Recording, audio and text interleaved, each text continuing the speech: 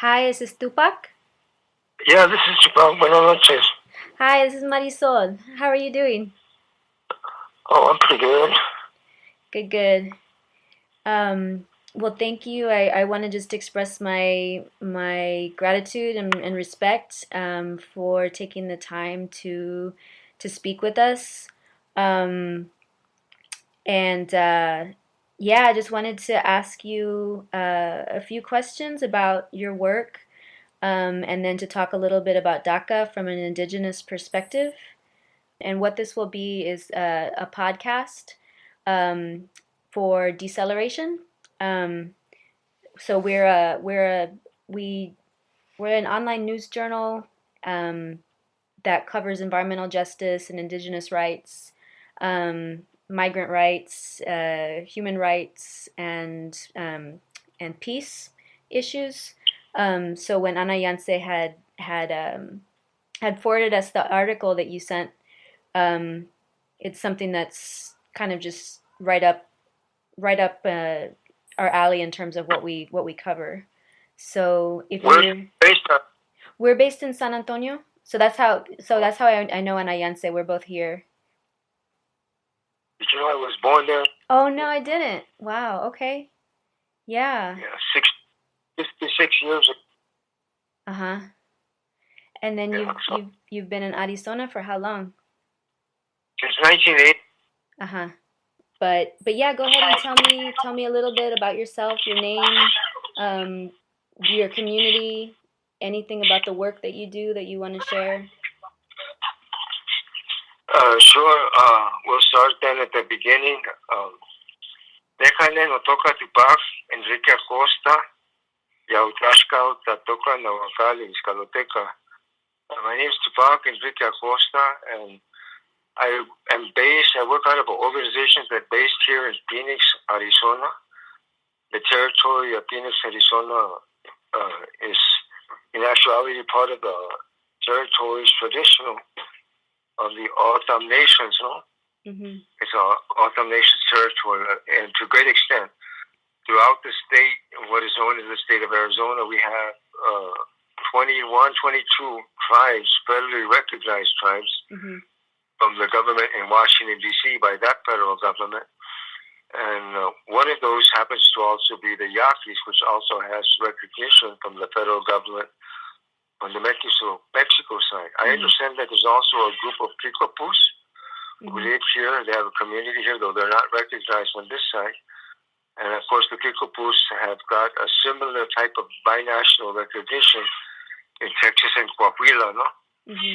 So our organization that I work with, I've been working for Tonatierra since its foundation.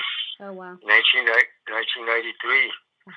And prior to that, we had another organizational initiative that was called the Maricopa County Organizing Project. And that was the entity that was the organizing branch, the organizing infrastructure of the Movimiento Campesino here in what is known as the state of Arizona.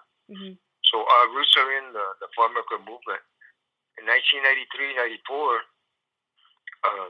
we went through a transition period that was catalyzed by our participation, our invitation to attend in 1990, the first Continental Encuentro Continental in Quito, Ecuador in 1990.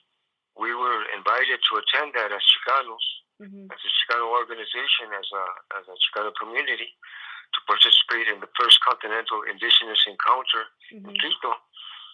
And at that point, it was catalytic to the conversation that we're having now, as a matter of fact. And in many respects, everything that has come since, as far as Tonatierra, the organization, that was a catalytic event.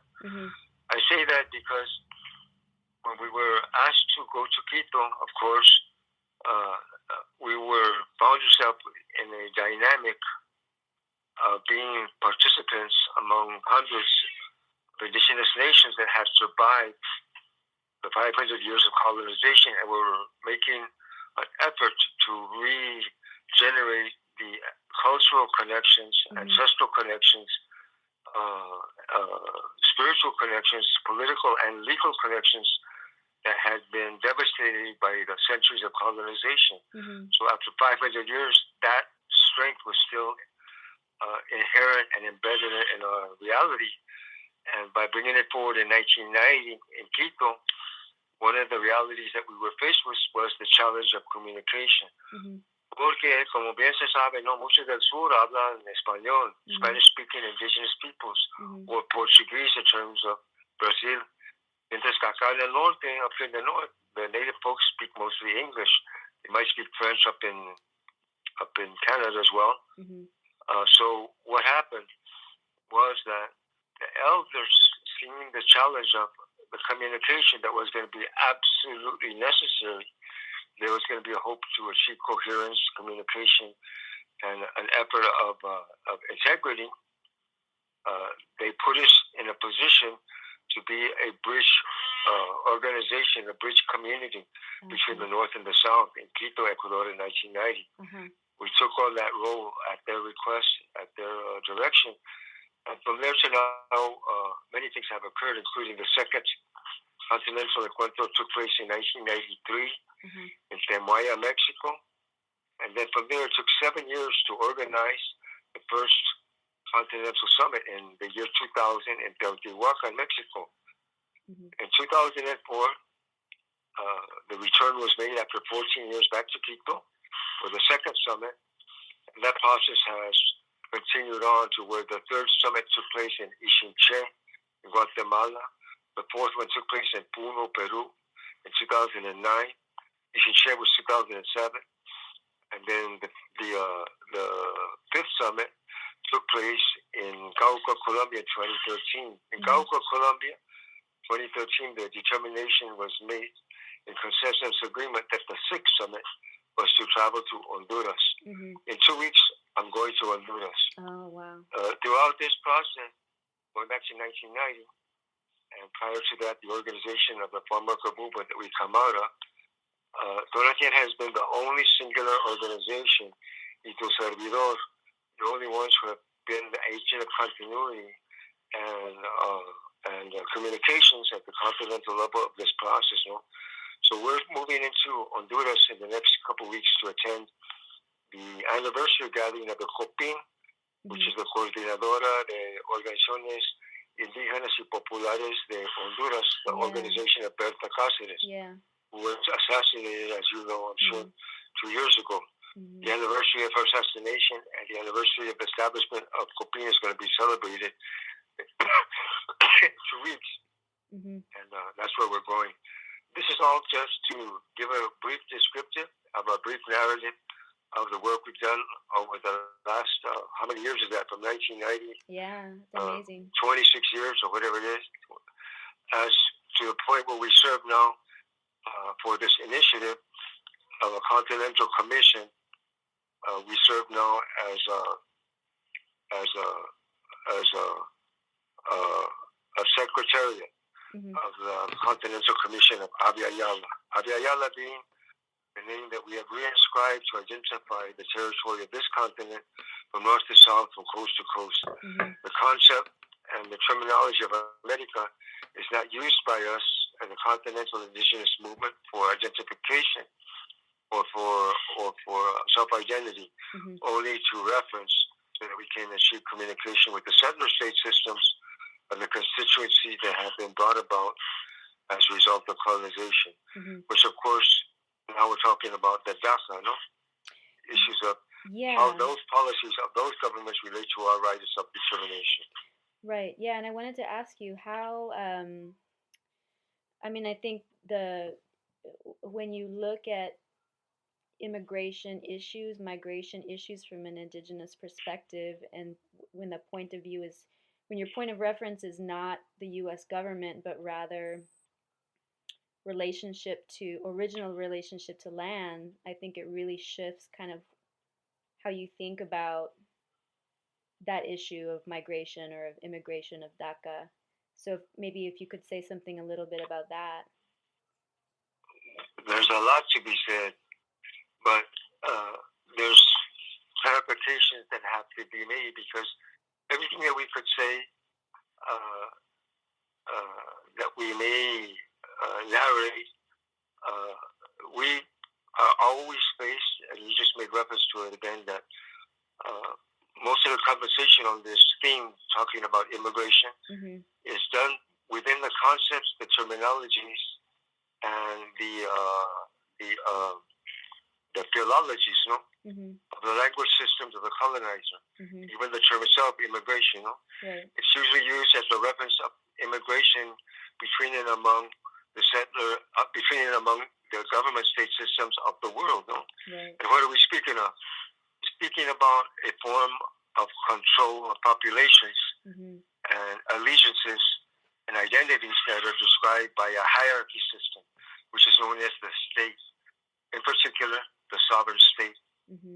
Sovereign state system, which is identified as the United Nations in today's days, which has all of these borders and all of these governments and all of these currencies and all of these armies and all of these competing and colluding interests. None of these government state systems are based on an ecological relationship of well-being with Mother Earth. For us, the land is never just a land. It's always our sacred Mother Earth. So we're speaking about a form of alienation geopolitically and globally that has humanity captured within this global system that is known as the Westphalian system. It was established in 1648, a place called Westphalia in, I think it must have been Germany. After the Roman Empire falls, the Dark Ages ensue, the feudal kingdoms of the kings or the power structures of order and all of that chaos.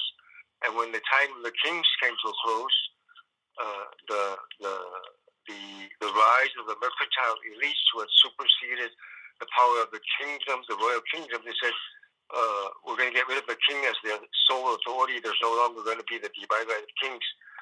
They eliminated the concept of sovereign as a human personality, and they put that crown of sovereignty onto the states. So now we have the concept of sovereign states. In other words, the United Nations. That's what it's called today.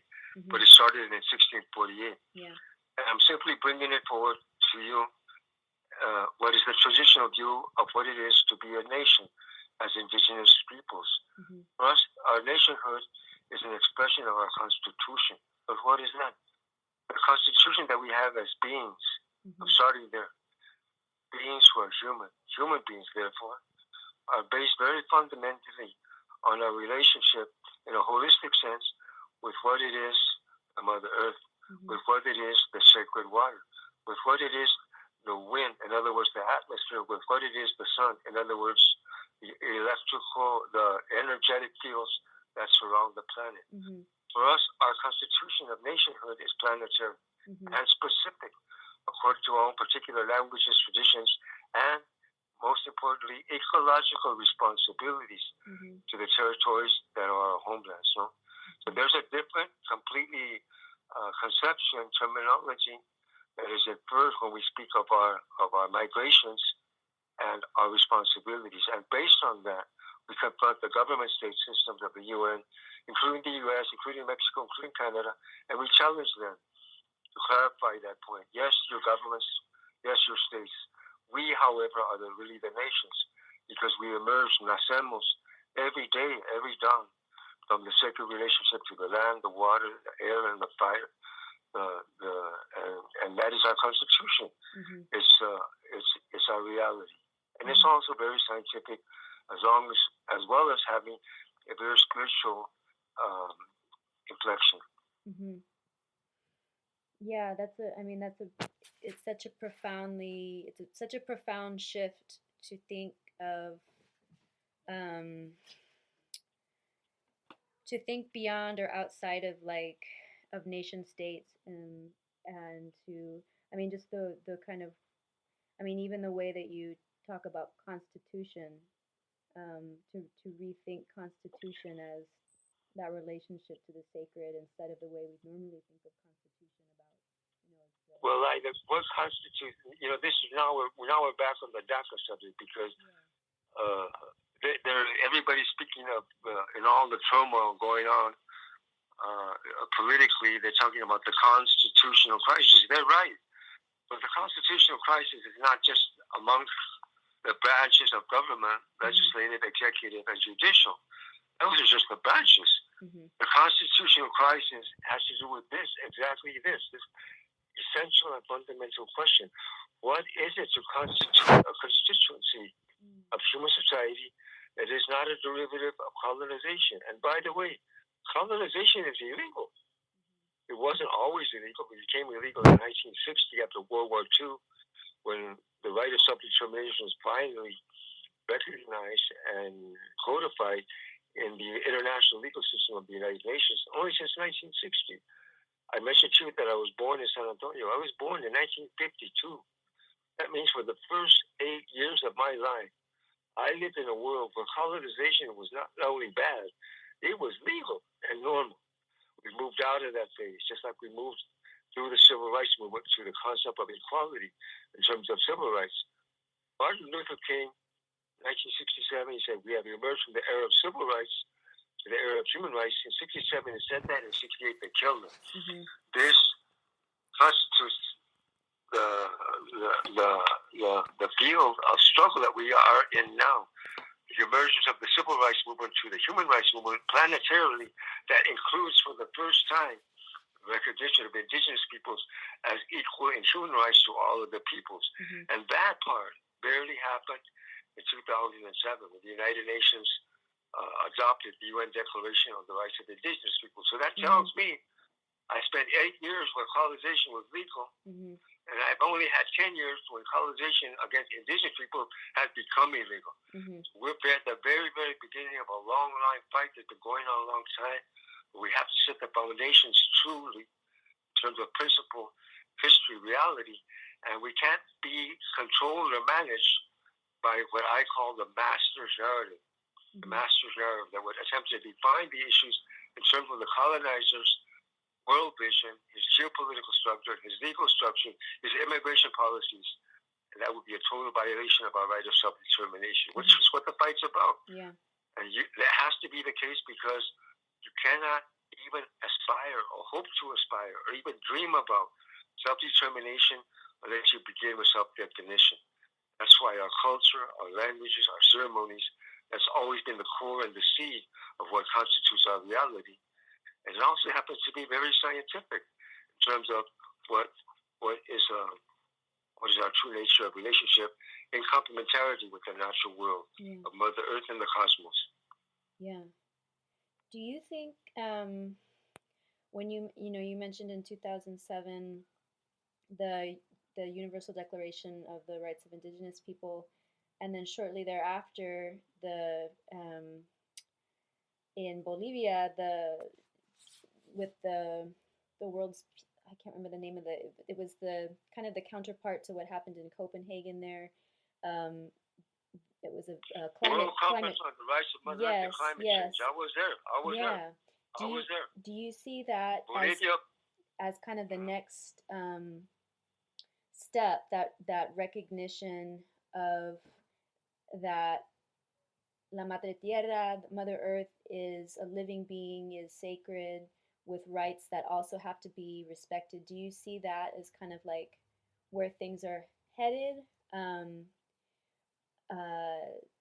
How close or how far off do you see that cultural shift that needs to happen, where like we're moving from like a view of the earth as disenchanted as a thing to what we know to be true, which is that the earth is living, that the earth is complex. We have this relationship, right? It's not just land that we can commodify and buy and sell and settle. It's something that we have. She's our mother. Yeah. She's our mother. Tonantzin, she's our sacred mother, Tonantzin. That's why we said at the beginning. In the white man's conception, right? I'm saying white man, in the derogatory term, because it really is pathetic and pitiful, the worldview that they promote. That comes from a premise that the material world is property, and that time is money. That's a psychosis. Yeah. That's a form of that's a mental illness. That's a form of what do they call it when people have split mind or it's a psychological term, psychological illness. I don't know if you can think of that. Oh, like schizophrenia? Schizophrenia. It's a schizophrenic culture. But actually, I think it's worse than that. Because to get to your question, I just don't. It's not simply that I think this. I think that we all, at a gut level, all beings, including human beings, the other beings like the ants and the trees and the birds, that's absolutely no question about it. They understand this very clearly. That the Mother Earth is going to a migration point. Mm-hmm. She's heading to a migration point where she, as Mother Earth, has been called to a ceremony, as we say in our ways, of the catalytic. Mother Earth has let it be known. Our Mother Earth has let it be known. I have elders too of children. I have elders too. My elders are telling me, asking me, it's time for you to come to the ceremony for Grandma. Mm-hmm. Mother Earth, before she was Mother Earth, way long in the very beginning of beginnings, before the beginning of beginnings was just a dream. Mm-hmm. And from there became, at one point, an infinite infant. Mm. And there she became a child. Mm-hmm. And all of these took so much duration, history for the mothers that we can't even approach that kind of knowledge, knowing how long it was. But we do know that she went through that, came from that, and then appeared as a young child, and then a young girl, and then a young maiden. And that was a long, long period too. Mm-hmm. Eventually, then, she became mother. She became Mother Earth to us included. Well, now, all of that time to now, we'll say this, Abya Yala. Now the Mother Earth, those of us who have known her the longest, who have the longest continuous cultural, historical, spiritual relationship and knowledge of experiences with her, we know, we can see it. She's getting her gray hairs now. Well, wow, you gotta get them gray. She is heading into the next phase of her life as Mother Earth. And of course, just like any other life form, right? Including us, for example.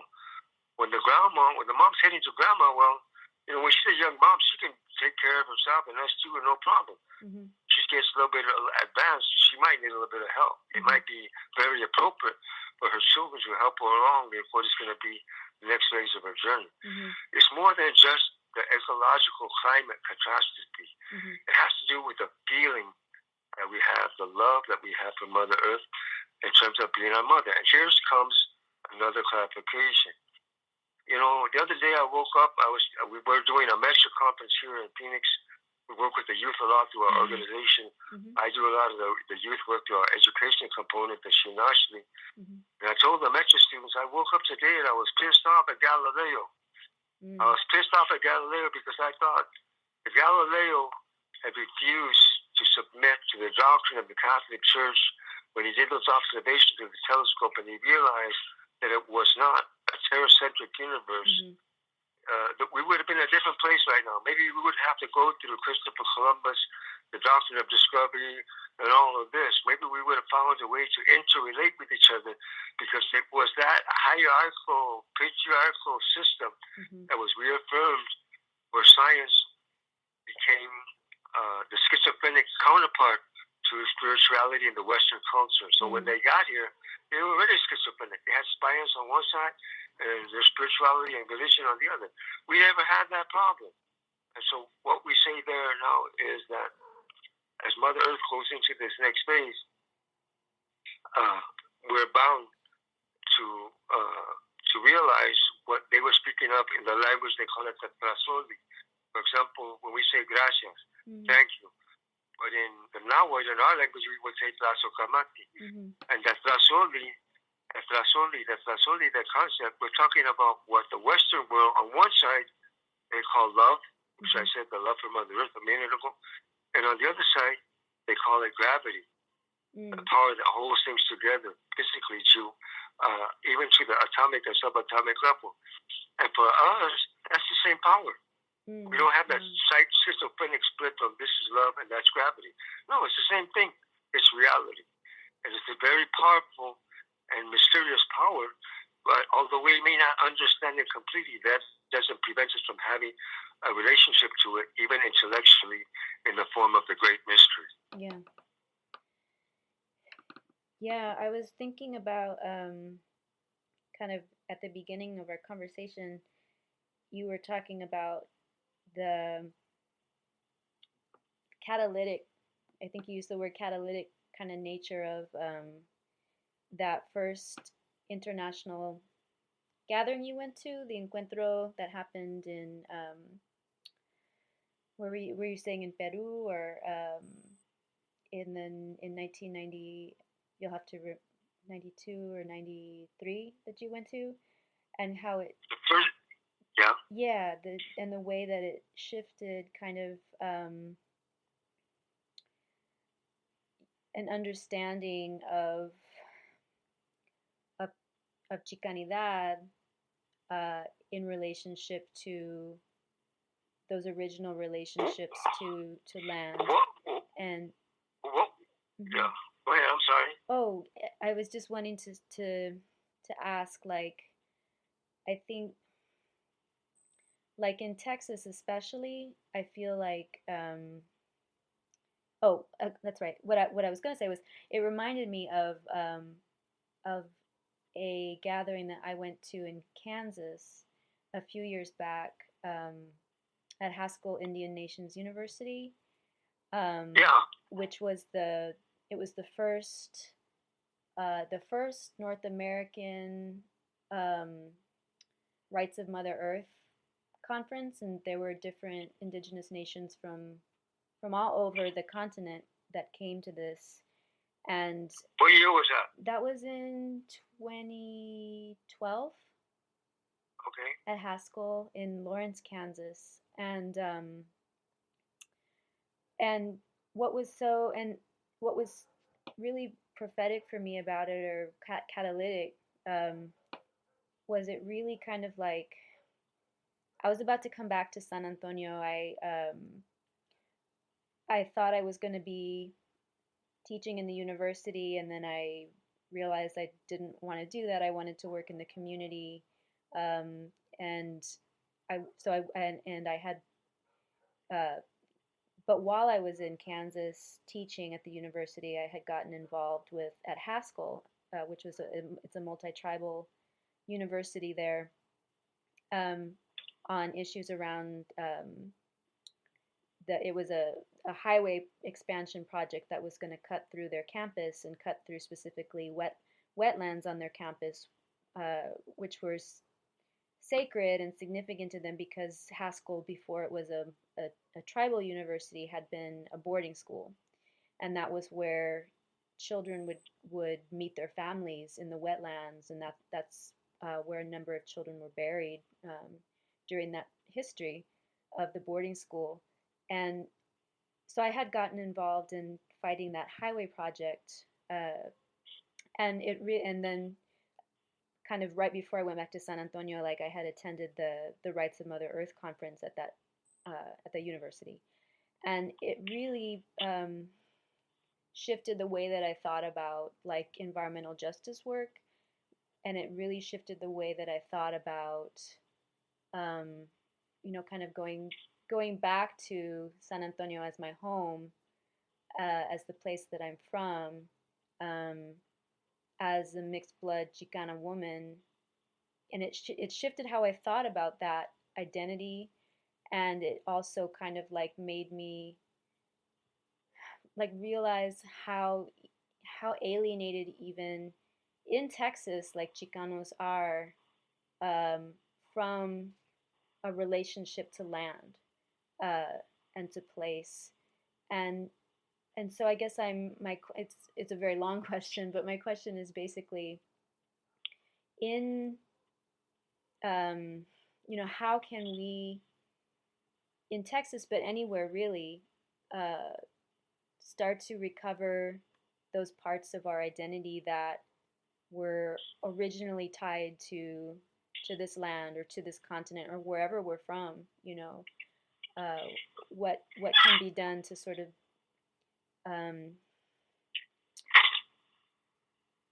there's so many people. I mean, everywhere. Like people identify as Hispanic or they identify as Latino, and I just feel like if there could be more of a widespread shift in how we understand ourselves in relationship to the earth, to the land, and recover that part of identity, like that will be the beginning of a deeper cultural shift that is needed to protect the planet and to stop Right. destroying it. Right. Well, if you're bringing that question out, I would say,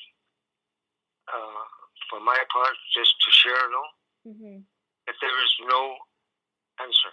The reason I'm saying it like that is because there is no one answer. And in reality, the questioning that you're bringing out, it isn't really at its fundamental. And I believe you're coming at it from its fundamental. It's not a question. It's a quest. The quest of living in harmony with Mother Earth and with the natural world. There's never going to be one single answer to that, to the challenges, how we're going to deal with the elements of destruction that have brought about the imbalance and the unhealthy cultural environment that is the world that the society of the world that we live in today. So the question becomes, what are we going to do about it? But I think that you very well know, without even have to say it, and I know it already just by the fact that we're doing this conference call, this program, that the first part of whatever's going to happen to answer that question, the first part of it is we have to start with ourselves. And when you start talking about moving in that direction, deliberately, intentionally, many things come into play, many things come into reality.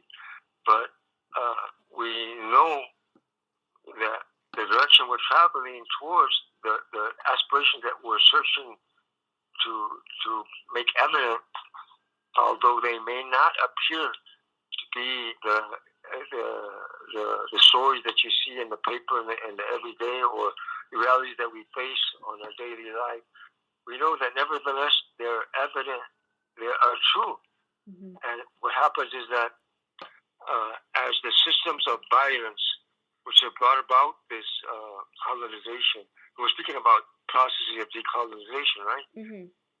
Colonization and decolonization, genocide and self-determination. Those are the markers that are out there. When we start to pull towards decolonization, when we start to pull away from genocide, and we start from our own self, in order to strengthen that, because no one can stand alone, no one can do it alone, it becomes a cultural issue, it becomes a social issue, it becomes a matter of cultural values and principles. If we're going to sustain that, that means, and this is just an observation, right? But you can take it or leave it. In my view, and from my experience, just like when you have to start with yourself, you have to start with your own family. And this is my view and my experience again. That part takes about 20 years just to get to the start point. Be able to work with your own family, who's been, in many cases, in terms of the Chicano, the Mexicano communities and families, especially there in Texas, in San Antonio, I know. It takes about 20 years just to get to the start point, where you get past some of the cultural trauma, the embedded generational trauma that's been passed down to us for 520 years, So what I'm simply saying is that takes a lot of determination, self-determination, like I said, start with yourself. It takes a lot of patience, but all of that is fueled by the fire of the love that we have for our people. And if we can build that fire, then automatically that's going to illuminate a love that we will have for our own self, because we're part of our people.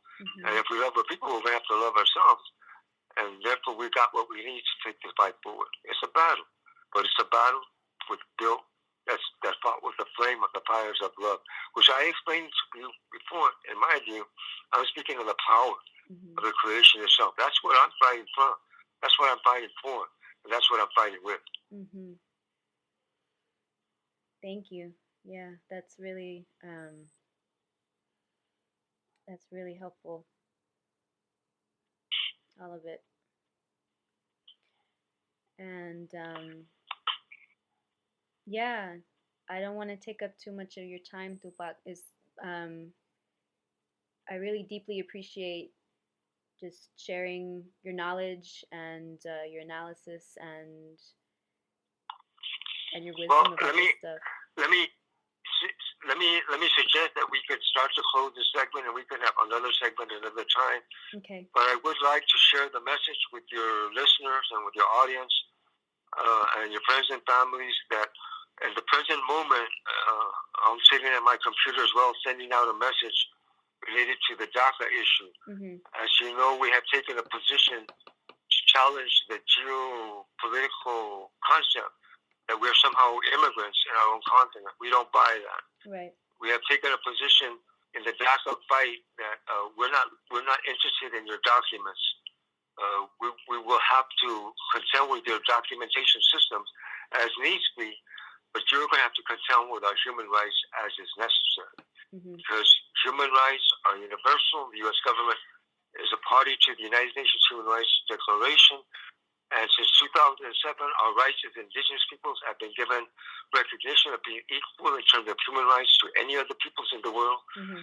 That means that our human rights as indigenous peoples have to be brought into the discussions on these so-called status questions of who's who, where's our nationality and citizenship lie. Mm-hmm. And as we've been sharing this conversation, we know exactly who we are, where we come from, and where we are destined to emerge once again. We've been through migrations in terms of our sons.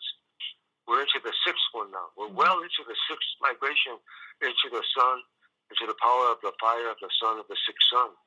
The fourth sun that had preceded, the Naui-Olim, the fifth sun, which our parents birthed us into, and now our generation is emerging into the sixth sun.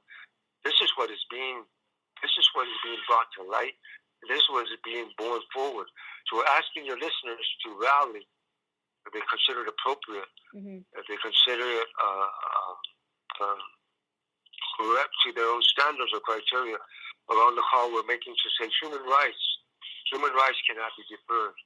Mm-hmm. And in that conversation, we take that stand. Now we start to address the human rights of all of our other relatives, including those of the colonizers. And we tell our colonizer brothers and sisters, you know what, brother? You know what, sister? You too have a right to be human. Mm-hmm. You too have a right to escape being a colonizer. Yeah. What have you done to yourself? Right. Consider this normal. You got a right to heal, but you know what? It's going to hurt.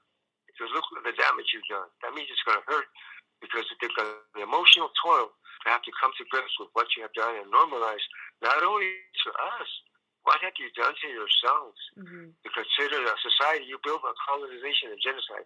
Somehow that's a norm. Somehow that's a society that we want to be part of. I'm sorry, but that's not the case. We're heading towards self-determination. We're children of the nations of Mother Earth. Abya Yala is the name of our continent.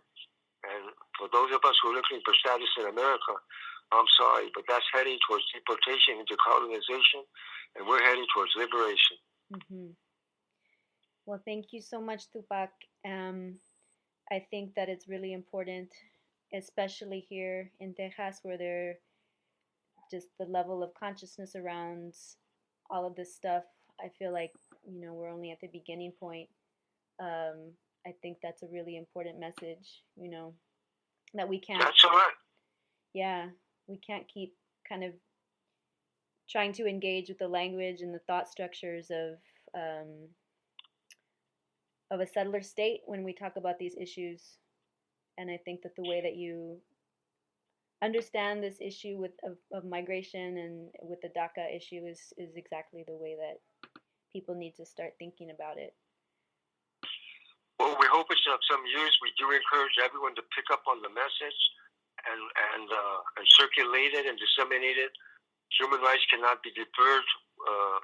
You'll see the hashtag human rights cannot be deferred. We're pushing through that doorway in the cyberspace. And we're also calling for a set of convenings to put that strategy forward in a more comprehensive and effective manner, even as we have to contend with these systems which are waging these psychological wars of oppression upon us, suppression, and also trying to get us to fall into our own repression, where we repress our own self-determination and consider that tactical assimilation as something healthy for us or desirable. when in actuality it's the final phase of genocide, where we repress our own identity, our own culture, our own language in order to fit in with the colonizer system. When we do that to ourselves, that's the final phase of genocide. It's psychological genocide. And we're not going to stand by. We will not abide by that. We will not comply. Human rights cannot be deferred. Okay. Well, thank you very much. Is there anything final that you, like any concrete things that people can do wherever they're at that might be listening? As you said before, Manita, you know, you asked a question, what can be done? What can be done? Well, take a breath. Take a breath. Close your eyes and realize that take a breath and dream. Take a breath and take a dream. And when you open your eyes, look at the sky. Look at the earth. It's the same sky, it's the same earth. It's always been the same. Mm-hmm. All we have to do is be who we are. That's all we can do. That's all we're supposed to do. Just be who we are. We're beings. We're beings who are trying to be human. We have a right to be human. Let's do that. I really like that. Thank you so much, Tupac. I really appreciate it. And if you want to continue the conversation, just contact us anytime. We're happy to do future podcasts on other issues or anything we've touched on here. And yeah, we hope to post this at some point by the end of the week. So we'll send you the link when we have it up. Okay. And just for close, our website, Tonatierra, Tonatierra, Tonatierra.org. Okay. Thank you so much, and we're gonna share the essay also that you sent me as well. Is it okay? Do I need to contact the author for her permission, or no? Okay. No, I already contacted them. We actually co-authored that piece. So gotcha. It's that's what it's. That's why it's out there to be circulated. Okay, perfect. Yes, it's. I really liked it. Muy bien. All right. Bueno, pase buenas noches y nos vemos en la otra. We'll catch you guys on the rebound. All right, igualmente. Thank you. Adiós. Adiós. Bye.